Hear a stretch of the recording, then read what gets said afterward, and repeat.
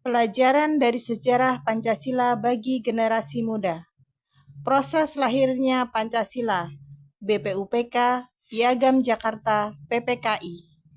Indonesia merupakan negara dengan masyarakat yang sangat beragam, baik dari segi agama, suku, bahasa, maupun budaya. Keberagaman ini menjadi tantangan utama ketika para pendiri bangsa merumuskan dasar negara menjelang kemerdekaan. Pancasila merupakan dasar negara Republik Indonesia yang menjadi pedoman dalam kehidupan berbangsa dan bernegara. Dasar ini yang juga digunakan untuk landasan hukum dan aktivitas pemerintah Republik Indonesia. Menyusun sebuah negara yang kemudian dijadikan landasan kehidupan dan pedoman bangsa bukanlah hal yang mudah. BPUPK beranggotakan 9 tokoh.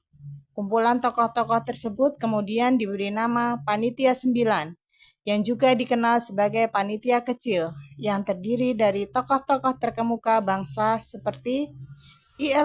Soekarno, Muhammad Hatta, Muhyiddin, Mr. Ahmad Subarjo, Mr. A.A. Maramis, Abdul Kahar Muzakir, Kiai Haji Wahid Hashim, Haji Agus Salim, dan Abi Kusno Cokrosiyoso.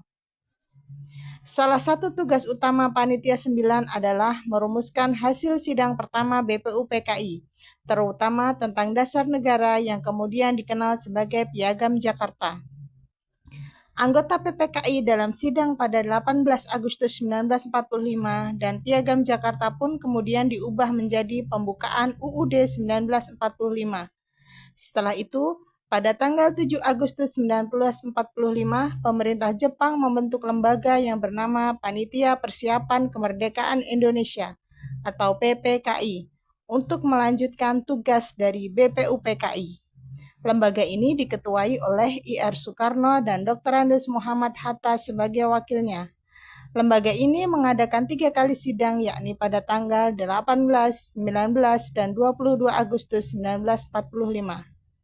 Pada sidang pertamanya, PPKI mengesahkan UUD 1945 sebagai dasar negara dan hukum dasar Republik Indonesia, serta memilih Ir. Soekarno sebagai presiden dan Muhammad Hatta sebagai wakil presiden.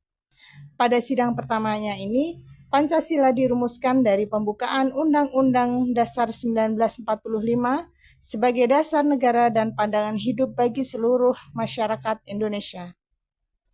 Nilai-nilai Pancasila yang tercermin dari peristiwa sidang BPUPKI dapat dijelaskan dari sikap dan proses para tokoh saat merumuskan dasar negara. 1. Nilai ketuhanan. Terlihat dari usulan para tokoh yang memasukkan unsur kepercayaan kepada Tuhan dalam dasar negara. 2. Nilai kemanusiaan.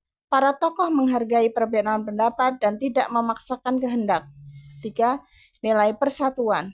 Meskipun latar belakang berbeda, para anggota tetap mengutamakan kepentingan bangsa daripada golongan. 4. Nilai kerakyatan atau demokrasi. Proses sidang dilakukan melalui musyawarah untuk mencapai mufakat.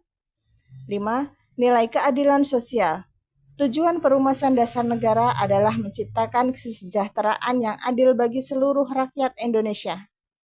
Dari peristiwa sidang BPUPKI, ada beberapa pelajaran penting sekaligus bukti bahwa nilai Pancasila tetap relevan bagi generasi muda saat ini.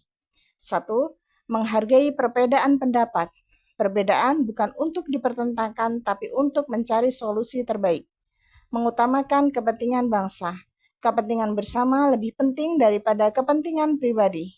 3. Musyawarah untuk mufakat. Selesaikan masalah dengan dialog, bukan konflik. 4. Semangat persatuan. Persatuan adalah kunci kekuatan bangsa. Relevansi bagi generasi muda sekarang saat ini yaitu di lingkungan sekolah atau pergaulan, seperti tidak membuli teman yang berbeda, menghargai pendapat saat diskusi, di media sosial, tidak menyebarkan ujaran kebencian, bijak dalam berkomentar dan menghargai perbedaan.